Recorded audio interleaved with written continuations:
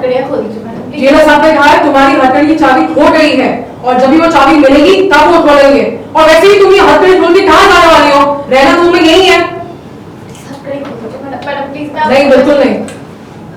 Please हथकड़ी खो दीजिए, बस हथकड़ी खो दीजिए प्लीज, मैं कहीं नहीं जाऊंगी। रीत ने की जेल से भागने की कोशिश। एक बार फिर पकड़ी गई रीत।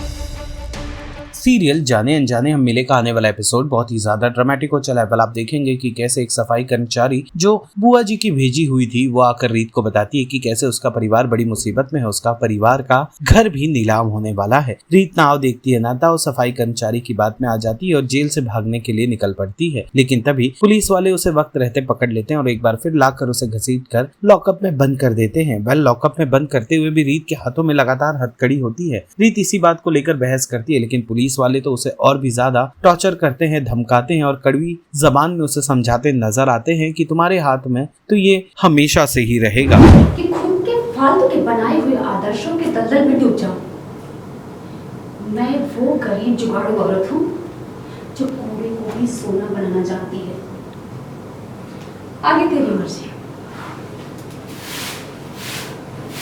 हथकड़ियाँ खो दीजिए मैडम। जेलर साहब ने कहा है तुम्हारी हथकड़ी की चाबी खो गई है और जब भी वो चाबी मिलेगी तब वो खोलेंगे। और वैसे भी तुम ये हथकड़ी खोल के कहाँ जाने वाली हो? रहना तुम में यही है। हथकड़ी खो दीजिए मैडम प्लीज। नहीं, बिल्कुल नहीं। प्लीज हथकड़ी खो दीजिए, बस हथकड़ी खो दीजिए प्लीज, मैं कहीं नहीं जाऊंगी। रीत कहना चाहेंगे कि ऐसा क्या हुआ कि जेल में सफाई कर्मी आकर आपको मैनिपुलेट कर रही है, क्या थी?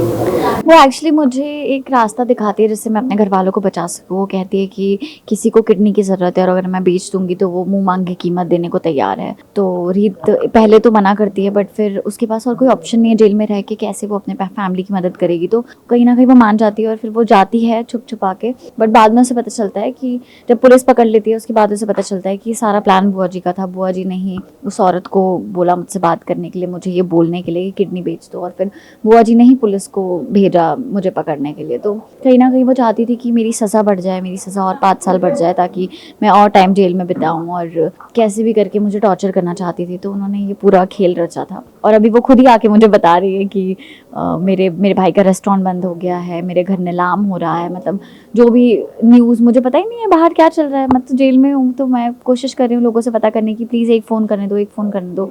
तो बुआ जी खुद ही आके की खबर मैं ही दे देती हूँ तुम्हें। तो सीरियल जाने अनजाने हम मिले से जुड़े तमाम अपडेट्स को जानने के लिए टेली चक्कर को लाइक शेयर सब्सक्राइब जरूर करें।